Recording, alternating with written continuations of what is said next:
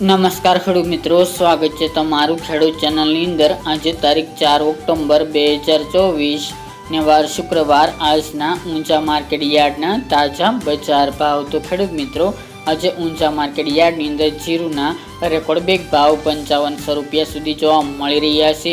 હાલ જીરુની બજાર સ્થિર જોવા મળી રહી છે, સાથે જ વરિયાળીના ભાવમાં પણ આજે ઉછાળો જોવા મળી રહ્યો છે। તો ચાલો ખેડૂત મિત્રો, આપણે જાણી લઈએ કે આજે રાયડો, જીરું અને અજમાના ભાવ શું ચાલી રહ્યા હતા।